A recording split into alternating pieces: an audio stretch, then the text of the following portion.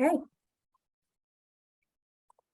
Make sure we're all good to go. All right, so welcome everyone. We are the My Way to Health team. I am Maggie Danforth. I'm one of the registered dietitian and wellness consultants on the team. Today, you're going to hear from 3 of the 4 of us. We've got Lisa Tigges. She is our lead dietitian, and she will be doing the cooking demo of this presentation. And then Rashonda will be finishing out the informative pieces of the presentation. So we're excited to be here together. It's pretty rare that all 3 of us are together. And yes, we're excited to bring you this information. It's been a pretty popular topic, is the sustainable nutrition for you and our planet. So I'm glad you've all made it here today. So we offer these wellness workshops quarterly, and we try to vary the times of day and the days of the week so that we can make it accessible to you. You can save the date for our next wellness workshop from our website. That will be in November. So yeah, right before the holidays, some good information there. So again, this recording will be posted on our Microsoft Teams page that you can also access on the Wellness Connection website. We will also have the handouts and recipes available there.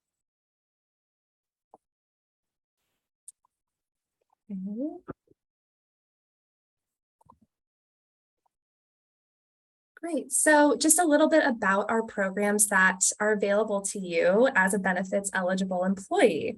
We've got a team of registered dietitians that deliver these wellness consultations, individualized up to 4 times per year. We also have a more intensive weight management program that's a year in length and has enrollment every 4 months. So we actually just completed our August enrollment, and our next enrollment will be in January 2023. If you're interested in that, you can email us at mywaytohealth@wustl.edu if you're interested in that January cohort. And just like with all of our Zoom meetings, right? I just ask that everyone mute themselves so that we cut back on any distractions and we can all be focused on the presentation today. Thanks in advance. So now that I've introduced the My Way to Health team, we want to hear from you.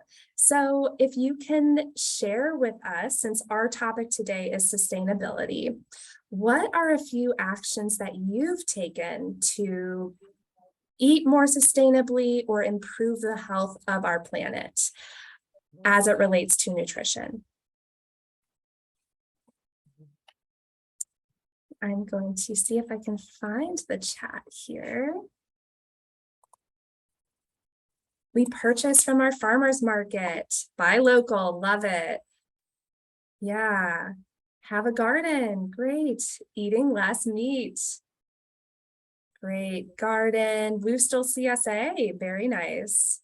Composting, growing your own food, incorporating fresh veggies from local markets.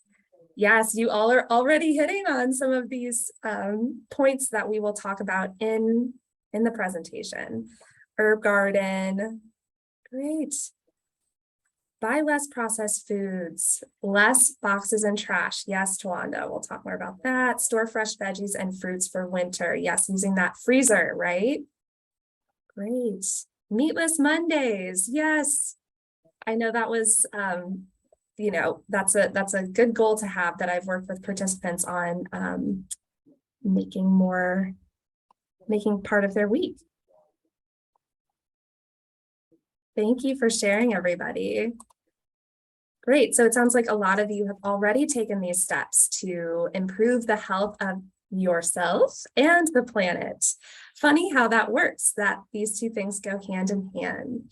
So our objectives for this wellness workshop are for you to gain an understanding of how your food choices impact the environment, how to reduce food waste at home, and opportunities to identify more sustainable personal healthy eating habits.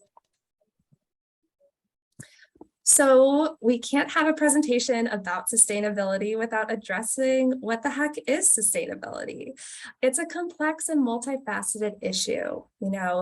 Our diets and food production play a critical role in this. So you've probably heard the word sustainability, but it is much more than just a buzzword. To say something is sustainable is to say that we develop and depend on what we depend on meets the needs of the present without compromising the needs of future generations.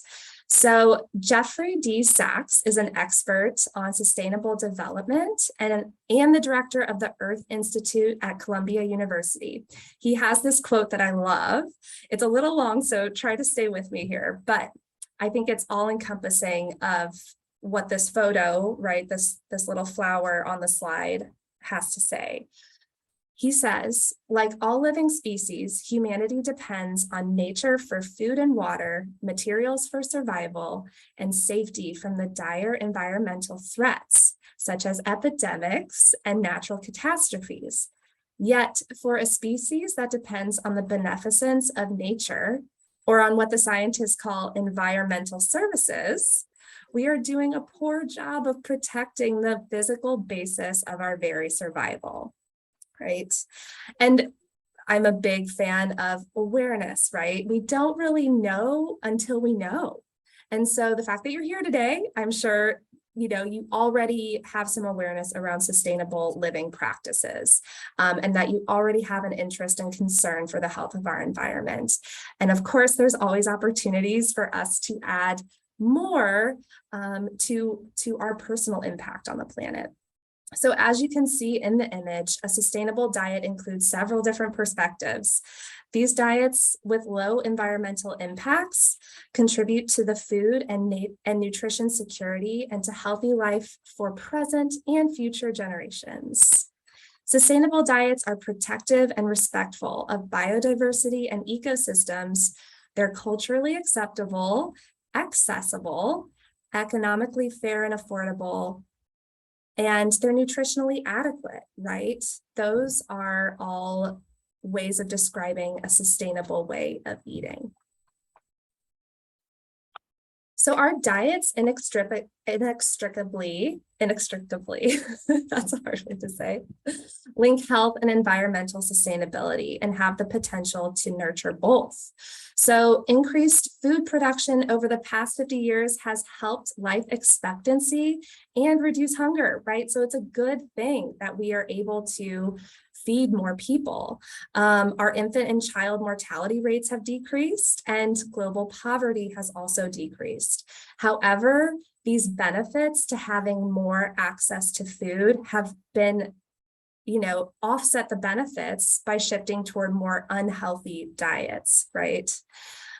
So as we've shifted to more processed foods, this more Western style dietary pattern, we're generally consuming more calories. And with the highly processed foods, we're consuming more refined sugars, more sodium, right? That preservative that is really helpful, but we don't need as much as we eat typically. We're also consuming more saturated fats, which are generally not great for our health, and then higher amounts of animal products. So along with the negative human health impacts associated with that transition, the dietary pattern is also unsustainable, and we'll talk more about why that is. Our current food production practices are driving climate change, biodiversity loss, pollution, and changes in our land and water use. So as you can see on this chart, right, you might draw the conclusion that, whoa, beef production is off the charts, right? As you can see, right, we've got on the left side more plant-based items and what their impacts might be. So hopefully you can see the little words here, but that dark blue line is rainwater consumption. And then that's probably the biggest one here. The dark green line is going to be pastures. And the darker orange is land use change. So as you can see, the animal products generally use more of our resources. Dairy and red meat, especially beef, stand out for the disproportionate impact, right? That's going to be the shocker to the eyes, which I think most of us might already know about. But beyond emissions, it's important to note that food production places that huge demand on our water source, and the contamination that can also come from using the pastures and the rainwater. So what do we do? This was a fun planetary health diet. I like this plate. It might look a little bit like our friend, the USDA MyPlate. As you can see, half of the plate is fruit and vegetable. So what this plate has come from this Eat Lancet Commission, which is basically a group of 37 scientists from 16 different countries. It was the first time folks have come together globally to figure out a means of eating that takes into account several different countries and different areas of the world. So the planetary health diet could be one that we all strive to adopt. It's defined by the inclusion of the high quality plant-based foods and decreasing intakes of animal-based foods, refined grains, added sugars, and unhealthy fats. It's meant to be flexible, right, to accommodate local and individual situations, traditions, and dietary preferences.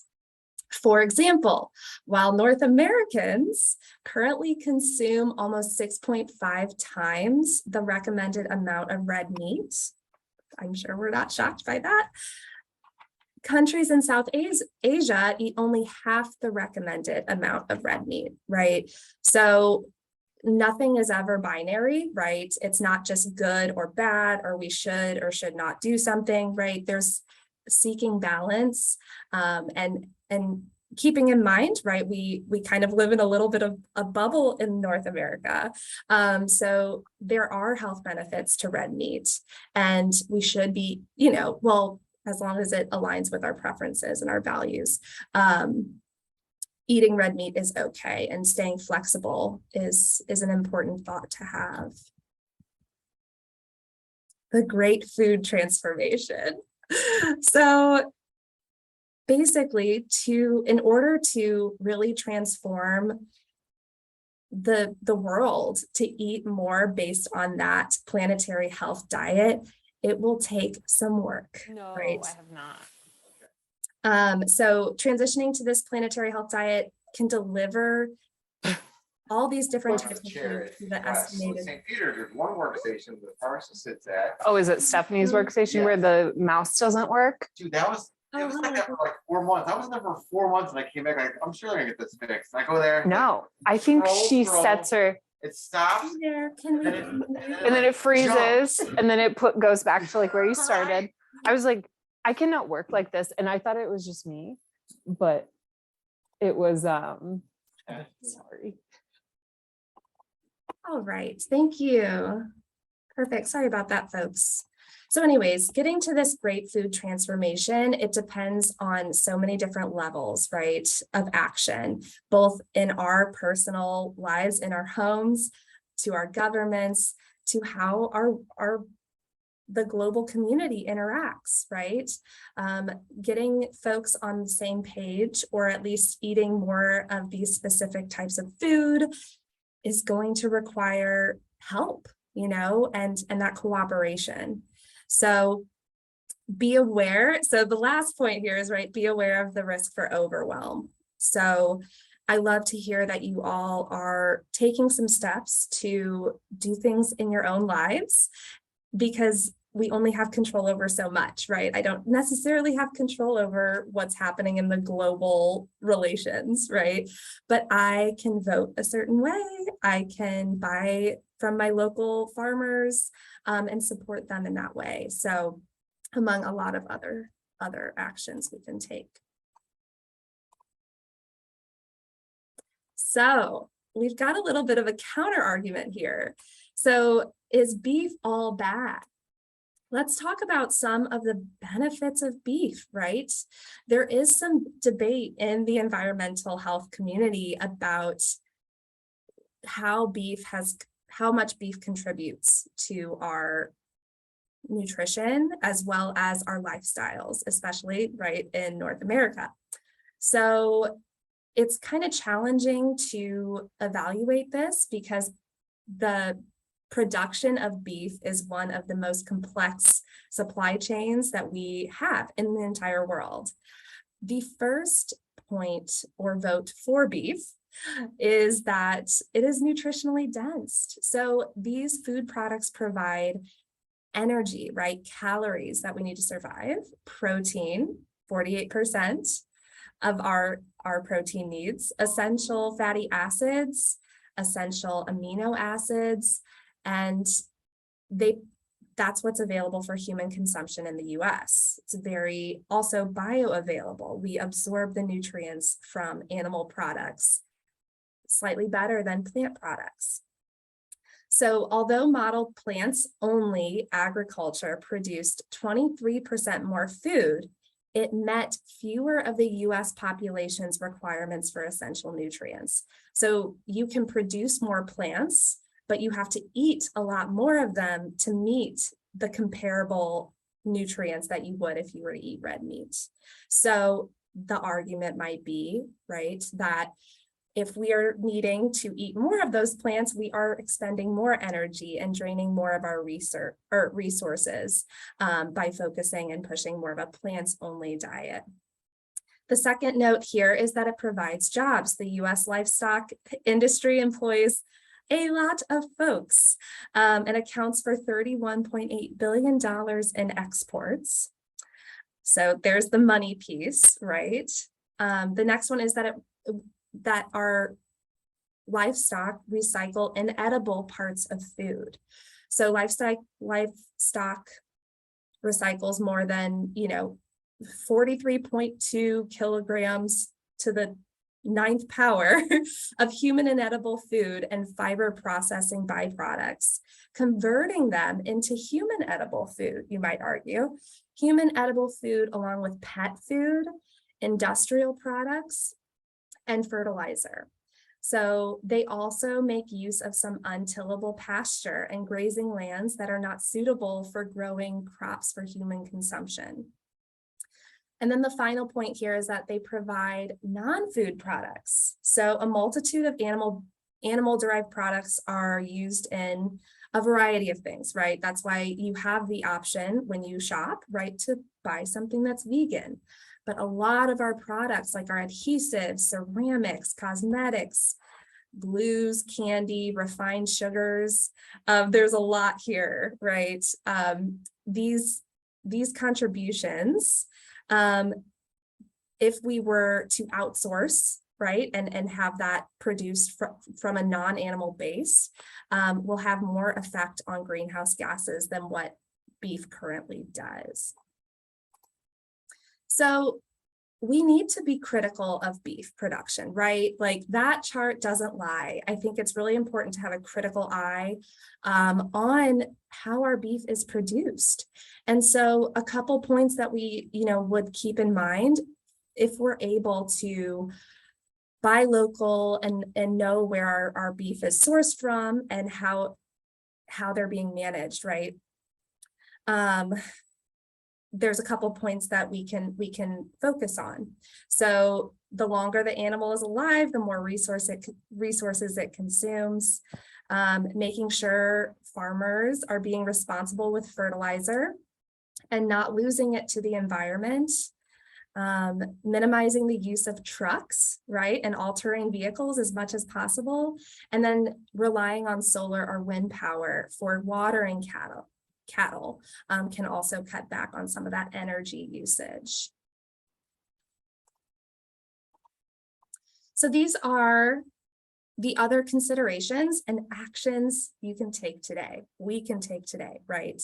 So buying in bulk, utilize the bulk section of the grocery store. We save money and we're more environmentally conscious by not requiring the fancy packaging for the bulk foods, right? Like Tawanda had said, trying to buy whole foods means she's using less of the packaging. Eat in season and locally. What a wonderful time to talk about this, right? I was just enjoying some homegrown tomatoes from Earth Dance, which is pretty close to my house. If you've never been there, I highly recommend. They're an organic farm school, but I'm sure a lot of you have local farmers markets that you can visit, and making sure that you are buying in season, right? You know, buying a tomato in the middle of February requires more resources. The amount of time it's had to travel to get to my grocery store has required a lot of energy. So I would also love to hear if folks want to share in the chat, what are some of your favorite farmers markets or local farms? Like I said, my favorite right now is Earth Dance. But I'd love to hear if people can share what their favorites are, just so people, if they want to explore new ones, they can. If you want to share that in the chat, that would be great. So of course, growing your own food also provides seasonal and fresh food abundance. It can also give you a sense of pride, right? And self-sufficiency. There's something about growing your own tomato where it just seems to taste even better, you know? I don't know why I keep going back to tomatoes. That very much stuck with me, I guess. And then using the whole food is helpful with reducing waste. So 40% of our food goes uneaten, 40%, and 95% of that food ends up in landfills. So that kind of goes back to composting. As you can see with the food recovery hierarchy here, the most preferred is going to be source reduction, feeding hungry folks, feeding animals. Composting is a little bit lower on the hierarchy, but that doesn't mean it's not important, right? As much as we can reduce waste is the better. So on that note of composting, right, decomposing food waste produces methane, which is a strong greenhouse gas that contributes to climate warming. So we want to compost our food to combat that. So on that note of using the whole food, we are going to move on to our food demonstration with Lisa. So I'm going to stop sharing my screen for a moment.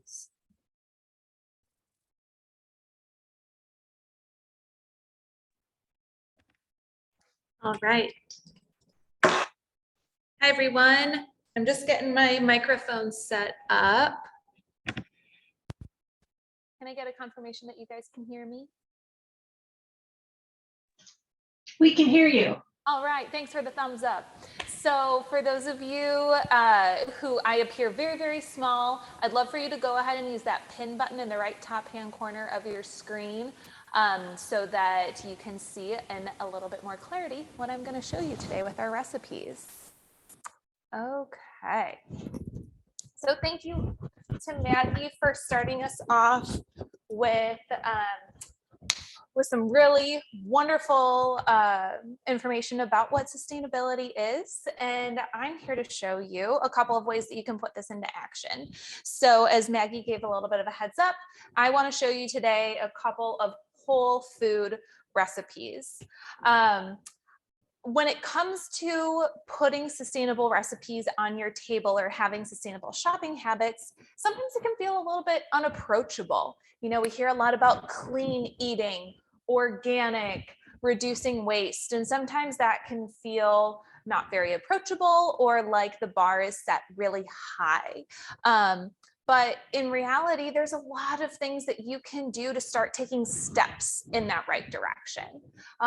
Great news is that a lot of sustainable eating practices are also budget friendly. I actually think of a good friend who was very much into travel, and he was looking to cut costs wherever he could so that he could just keep on traveling to new and new places.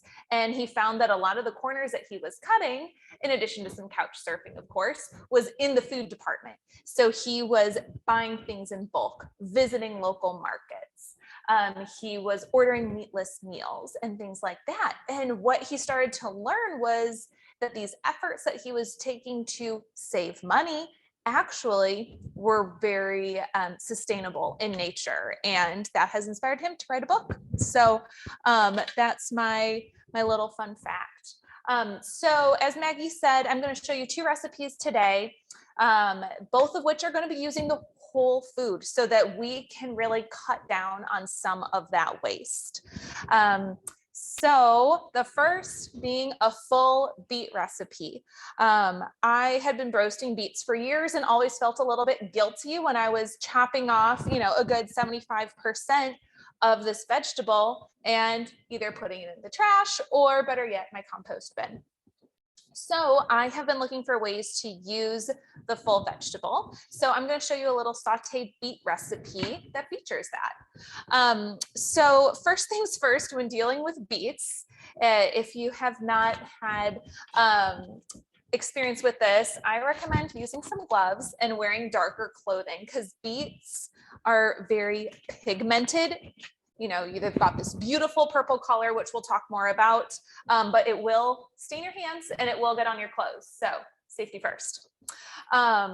So we are going to do a sauteed beet. And so I'm going to start by separating the actual root portion. So the portion that lives underground with what we see above ground, kind of like a carrot. So I'm going to use my chef's knife here and I'm going to separate it just on the top. And I'm also going to just take off this little tail, but there's no reason why you couldn't. That's more for aesthetic reasons. So I'm next going to, I'm going to trim this down just a little bit more. There's kind of some craggy bits. And I should also mention that I washed these very, very, very thoroughly. Both the root portion and the tops, those can be very sandy. So I washed those thoroughly. You could also wash them again and then run them through a salad spinner if you'd like. That might help take off some of that extra grit. That's not how we want to get texture. So a good strategy when we're thinking about reducing waste in the kitchen is skipping the step of peeling some of our vegetables and fruits when it makes sense. So you can peel your beets if you want. Again, a little bit messy. I'm just going to go through and kind of take off some of these little fuzzy portions. You get a few rogue hairs here and there, but I generally skip the step of peeling my beets. Again, it's messy, and once they are cooked, you visually don't see a difference.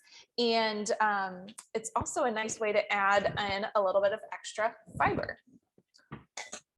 So the next thing I'm going to do is I'm just going to cut it in half. And then depending on the size of your beet, you might choose to cut it in half one more time to make quarters. This was a large beet, so I'm going to do that just one more time here. And then I'm going to be making some thin slices because we're sauteing it. And because it is such a hard vegetable and we are sauteing it, we want it to be nice and thin so that it doesn't take too long to cook.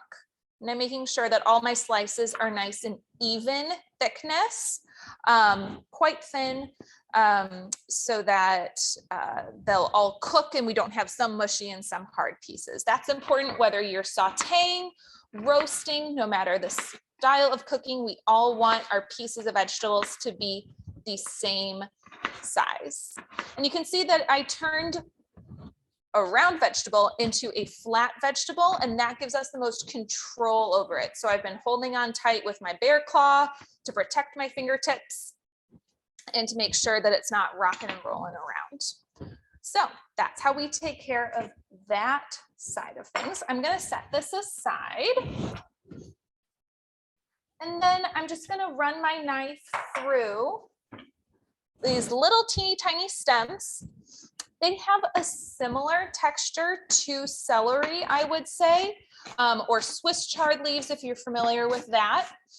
And what's really cool about using the whole vegetable here is that we're kind of getting nutrition benefits of 2 veggies for the price of 1. So these tops have more similar nutrition to other leafy greens like spinach, Swiss chard, kale even. So they're a great source of vitamin A, vitamin C, and vitamin K. A good source of lutein, that's great for eye health. That's an antioxidant. And then the antioxidant that we see here in the beets, we can see it because it's bright purple versus green. The pigments of foods really reflect what type of antioxidants they have. So the betalain that we have here in the beets are great for anti-aging and also very, very good for liver health as well. Not to mention we've got a lot of folate, a lot of iron, actually excellent sources of plant-based iron in both of these here. So we can go ahead and set those aside. So I've got my chopped up stems and leaves here, and I have a little bit of Food Network magic, if you will. I've already gone ahead and sauteed the red onion, and I've also sauteed the garlic. I've got that working already. I also had the beets, the other couple of beets that I had, I've already got those softened up as well. So now what I'm gonna do is I'm going to add these greens to it, and they're going to shrink down so that when you guys rejoin me here in a few minutes after Rashonda gives her portion of the presentation, I'm going to show you how we're going to finish this off, and then I'll show you our second recipe where we're going to show you how to use the whole stalk of broccoli, not just the tops. So Rashonda, if you want to go ahead and take over, that would be great. Okay, well, Lisa, thank you so much for providing that beautiful illustration of cooking with the beets and the greens. If you guys are in here in the kitchen with her, you would have appreciated the smell of all those fresh ingredients and smells. I do want to introduce myself. My name is Rashonda Thornton. I'm one of the 4 wellness consultants here at WashU. And I want to talk with you a little bit more now that Maggie did such a great job in just laying down the foundation of sustainability and how we're looking at it from multiple perspectives and how it's affecting ourselves from a micro to a macro level. I want to now start digging into like the mental health component of it. Research and studies have shown there's a positive connectivity with sustainability and improvement of mental health. A few things Maggie said a few moments ago, she was talking about how good it feels like to grow your own tomatoes and grow your own gardens, and just being able to like do it with your own hands and just seeing it from ground to plate.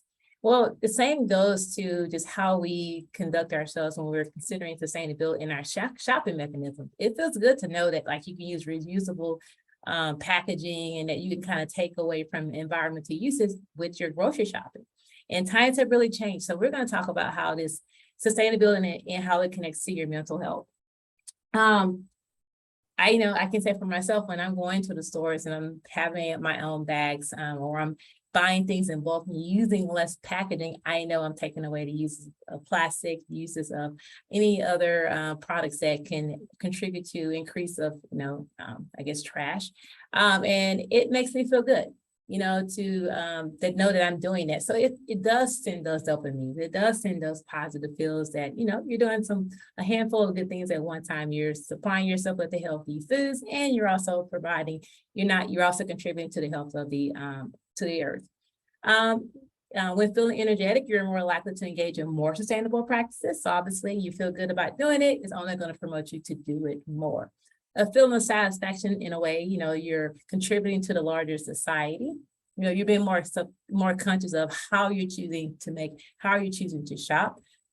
I would say when we're younger, we may not have known, but now there's so much understanding to what's the bigger picture of sustainability. And I think the more we know, the more we engage, the more we feel good about it, and just kind of keeps a positive cycle. As an environmentally conscious consumer, the guilt of mindless shopping can disrupt your peaceful mentality. So when you think about the guilt of mindless shopping, anything that we do, especially in the realms of wellness, we do it with intentionality. And so if we utilize that same approach in how we been more mindful in our shopping, when we're being more mindless in our choices, or we're not being intentional in how we make our decisions regarding our health, that does plays a role in your mental health. So being able to just be more mindful, it just connects to giving you more peace of mind, giving you more satisfaction, and again, learning how to, once you learn and understand how you can be more conscientious in your sustainability choices, the better you're going to feel about yourself overall. And let's take away just the on-ground shopping. What about internet shopping? That actually, research shows that it actually helps increase life satisfaction. I think during, these last couple of years, we were kind of in a position where we were doing more online shopping than we would have even imagined. But there are a lot of pros to shopping online. And I think too, when you shop online, you're less likely to just pick up random things in the store. You're more likely to buy things in bulk. You're more likely to be more thoughtful in your choices. You're more likely to seek other options so that you are feeling that you're making the better decisions. So I think it just goes full circle in the positivity connection between improvement or our sustainability practice as this improvement and its connection to mental health. And when we're talking about online shopping, I do want to highlight some organizations and companies that have become really, really eco-friendly when it comes to price points and not compromising the foods or the products that they're selling. They found a way to do it. So I want to share with you all these familiar ones. You may have heard of them. If you haven't, this is a great opportunity to learn more. I'm going to actually put in all of the links into the chat so that you guys can take a dig in it and just do a little bit of research on these companies. Let me see if I can pull it in there. Let's see.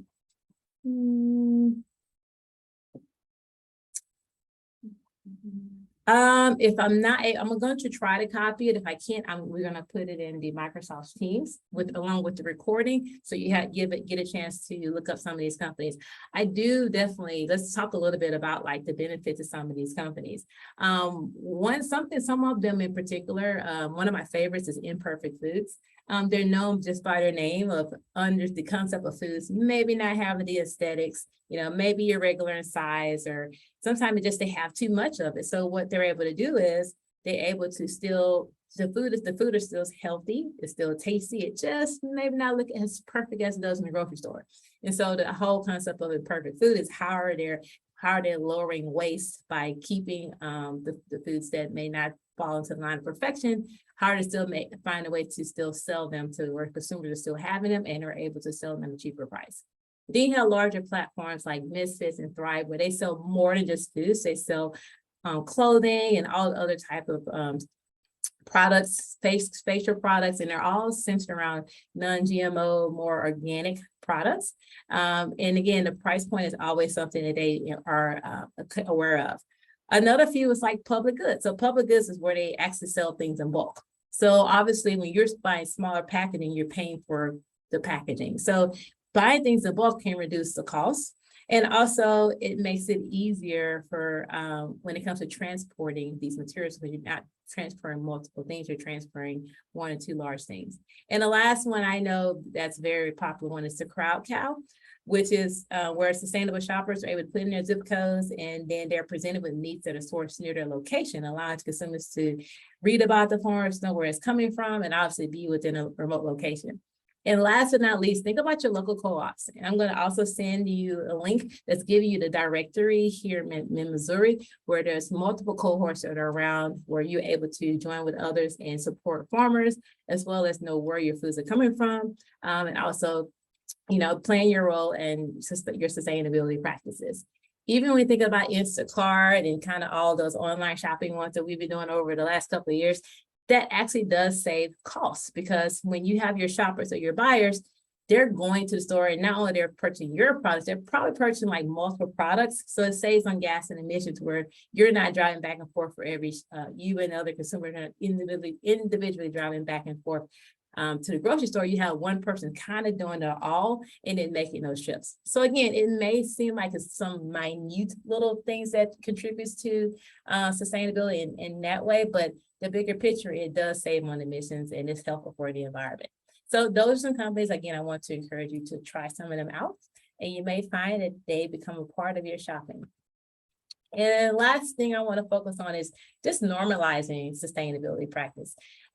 Anything new, it makes you arch your eyebrow, or it makes you curious, it makes you apprehensive. And when it comes to normalizing sustainability, I think that, as the years continue, we're getting more and more comfortable with doing it. Recycling was the biggest thing, think about when recycling first came out and how we're trying to get people to recycle. And, that's been a slow shift, but it has really perpetuated and opened up other opportunities of sustainability practices.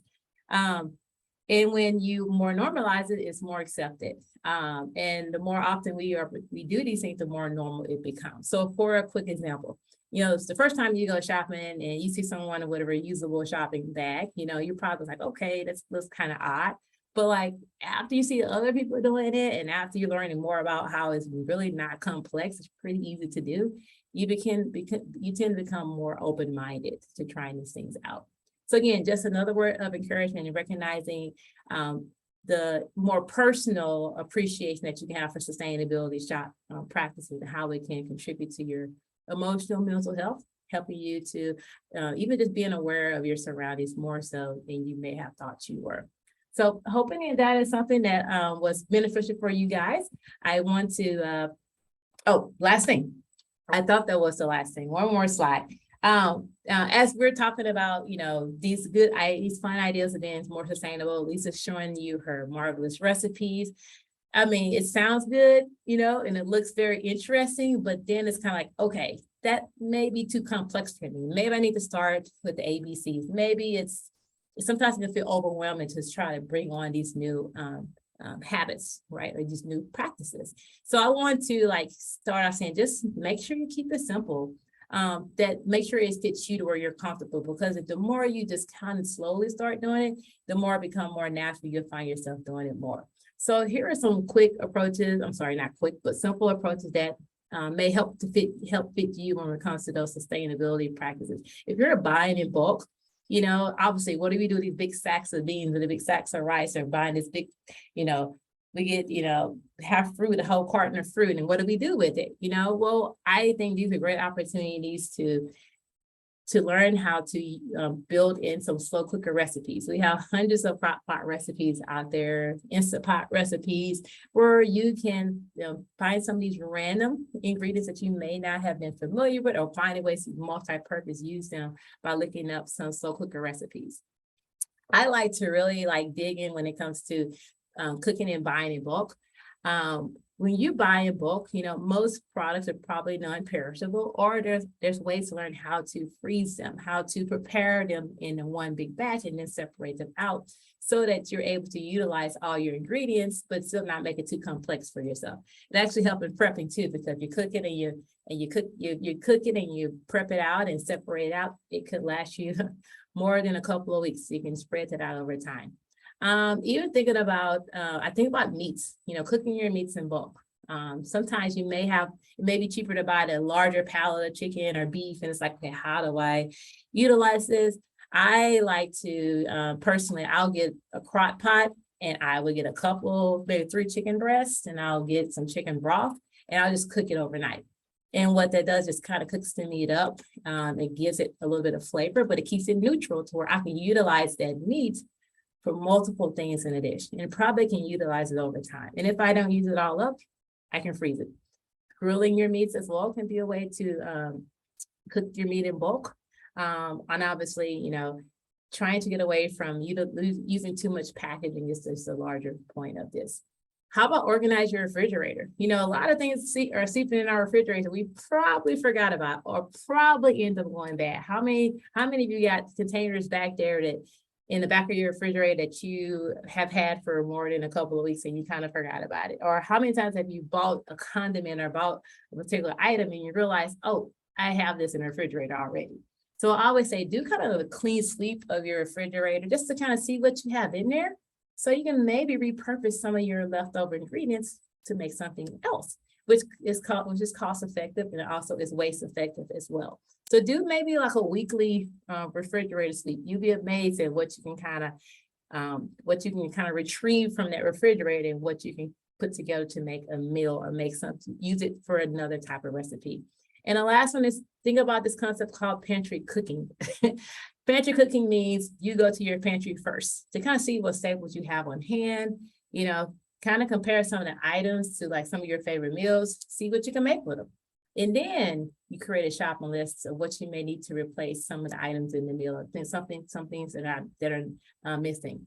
What it does, it saves money and it prevents food waste. So think about pantry cooking, think about bulk cooking, thinking about sweeping out the refrigerator to see what you got in there, and try to find that as your first start to managing ways to be more sustainable with your eating.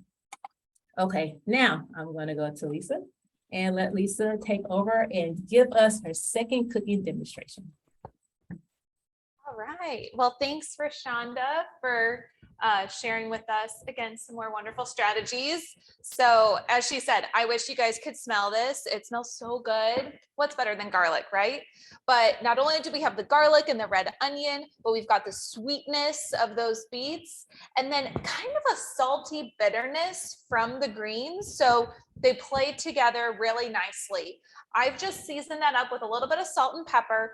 I'm going to add just a tablespoon of red wine vinegar, and this is going to bring out yet another dimension. The acidity and the brightness of it is going to do a really good job of cutting some of the bitterness that comes through with the greens, and just brightens up the whole dish. You could also use balsamic vinegar here. That would be really great. So we are going to enjoy that as part of our lunch today, alongside a second recipe. So as promised, I'm going to show you what to do with the rest of that broccoli so that it doesn't go into the garbage. So stir frying is an excellent purpose for this. And so I'm going to start by separating the florets from the rest of this stock. So nutritionally, we have the same nutrition profile throughout, unlike the beets, which had a very distinct difference. So I'm next going to just slice through this, making little medallions, which is going to be great. But because they're going to be different texture-wise, I'm going to get the stalks cooking first so that we don't have these really tough fibrous pieces in our stir fry. Anytime you're making a stir fry, you want to start with the toughest things, maybe like a carrot, for example, and then work your way up to some of the softer things, maybe like a snow pea or even a bell pepper that just needs to get slightly softened. So I'm going to add those medallions over here into my skillet, and here's the rest of the pieces that I already prepped. And the oil that I'm using is an avocado oil. The reason why is because it's very neutral in flavor, but secondly, it has a high smoke point. So you'll see in the Microsoft Teams channel, we've got those resources. And in those resources, you'll see a nice guide showing different types of oils. Basically, for different oils, not only have different health profiles, but also have different flavor profiles. They have different smoke points, meaning at what point they start to smoke. So for something that's very high heat, like a stir fry, we want a high smoke point oil that's about 520. Whereas in our stir fry sauce that I'm going to make here, we're going to be using sesame oil, which has a great Asian inspired flavor, but has not quite as high of a smoke point, maybe around 400. So it's better for something like that. Then we also have our finishing oils, like an extra virgin olive oil or even a toasted sesame oil. Those have really low smoke points. So we actually don't really want to cook with those. Some olive oils, like a light olive oil, totally fine to cook with. And that's actually what I used for the beet dish, because that was just over a medium low heat. So that was fine. But you would want to use an extra virgin olive oil or even a toasted sesame oil at the end to finish off a dish rather than cook with it. So while I've got those going, I'm going to chop up the rest of my broccoli florets. And nutritionally, there is benefit to using fresh broccoli rather than frozen. One of the important antioxidants in broccoli called sulforaphane, which is really important for anti-aging. Also has some link to thyroid benefits, just a great anti-cancer benefit in general.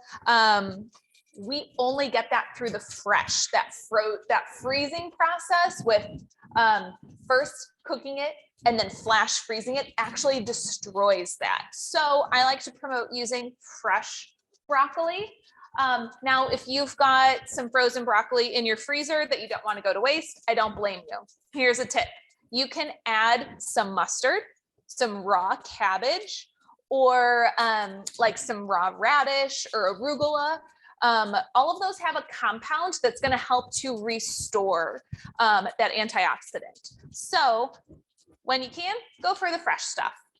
Another tip to increase the cancer fighting benefits of broccoli and other cruciferous vegetables like cauliflower, Brussels sprouts, cabbage, any of that cruciferous family is to go ahead and chop it in advance and let it sit for about 15 minutes or even longer if you can.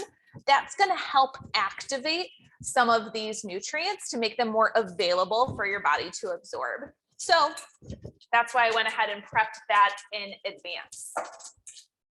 So the next thing I'm going to do is whip together a quick stir fry sauce. We're going to start with a 1/4 cup of low sodium soy sauce. Coconut aminos would be another great low sodium option here. Next, I'm going to put in that sesame oil that I was talking about. So 1 tablespoon of the sesame oil, followed by 1 tablespoon of maple syrup for a little sweetness. I like to measure my oil before I measure out something sticky like maple syrup or honey, because then it slides right off of my spoon and I don't have to fight to get it out. And then I've got 1 tablespoon of rice wine vinegar to brighten that up a little bit. And then I'm going to add just a pinch. Ooh, that almost became more than a pinch of some red pepper flakes for a little heat. And then last but certainly not least, garlic, my favorite. I've got 2 cloves of that already minced up, and then a little bit of ginger. So if you're somebody who feels like you always have mushy garlic cloves because they went bad, or you didn't use the other portion of your ginger, they will freeze great, especially if you either grate it or mince it beforehand. I love to buy a big bag of pre-peeled garlic, so easy, throw it into my food processor, and then I'll stick it into a freezer Ziploc bag, and that way I can pull fresh garlic from it and use it as needed. So use that freezer if you feel like you have veggies that are going to waste. The next thing that I'm going to show is just how to slice up the other half of this red onion. I picked this strategically because both recipes called for about half of an onion. So then I don't have this other portion of an onion going to waste. So I just chopped off the front and the end and then made that flat surface again, so it's nice and safe. And I'm going to cut this in the same way that I did for the other recipe. Just running my way through, making these nice little half moons, inching my bear claw hand along. And then once it gets a little too tall, then I flip it down and then you've got another surface. So this is my favorite way to cut an onion. If you really didn't have a use for this onion, I have another freezer strategy for you. Grab a freezer safe gallon size Ziploc bag and load it up with all of those odds and ends that you have. It could be the carrot peels or the heads and the bottoms of a stalk of celery. It could be that piece of onion that you just thought you were going to use, but you didn't. Go ahead and save all those veggie scraps. Keep it in the freezer. Then when it's full, you can go ahead and make veggie stock. That's a great way to cook sustainably in your own kitchen and save a little money. Okay, so now that I've got that going, I'm going to add in my broccoli florets, and then these are going to go for, again, about another 5 minutes or so. So I'm just going to keep an eye on that. After those go for 5 minutes, in the interest of time, I'm just going to tell you what comes next. I'm then going to add in my red onion. That only needs about 3 minutes. Remember, we're working from hardest to softest in our stir fry. So then the very final thing that happens is I add in about half of the stir fry sauce so that it starts to soak up all of that delicious flavor. And then once I pull it off from heat, I'm gonna top it off with the remainder of the sauce and a little bit of chopped green onion, and then some toasted almonds. This is great. You can get these from the bulk bin.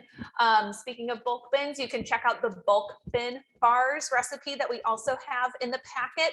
That's a great way to cut back on all of the garbage that can be generated from your convenience snacks. So go ahead and make them at the start of your week, or better yet, you can do them a couple times a month and keep them in the freezer. And then we're gonna get a really nice crunch from that. Check out the rest of the recipes. Again, they're found in the Microsoft Teams channel. And we've got some good breakfast casseroles and some other ideas to help you take that next step in your kitchen and find some avenues to cook a little bit more sustainably.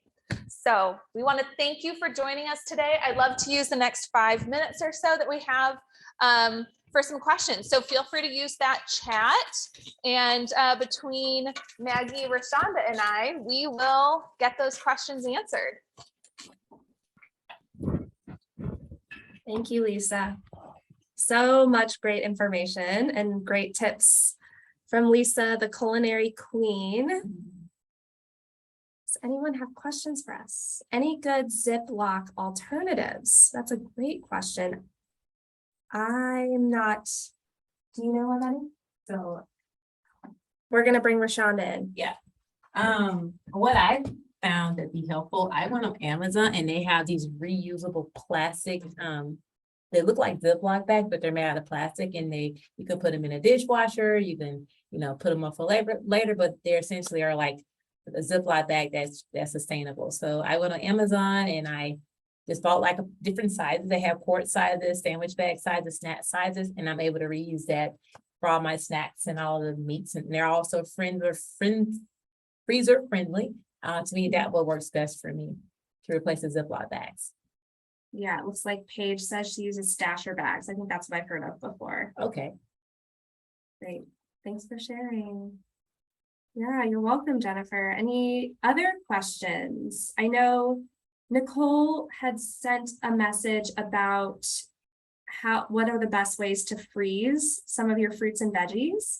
And I know Lisa touched on that a bit, but there's a great article here that walks you through it that I will add to the chat. So if you have a similar question, you can follow these steps.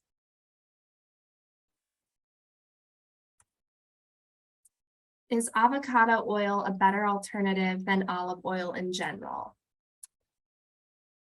Maybe that's a Lisa question. Well, Lisa's not, maybe that's a Lisa question.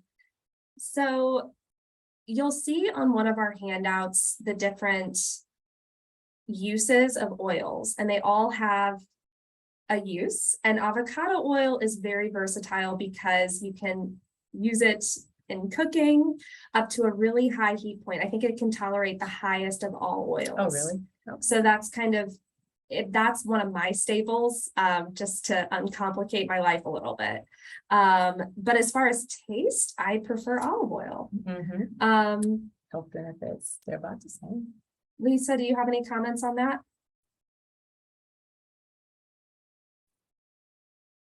Oh, we can't hear you.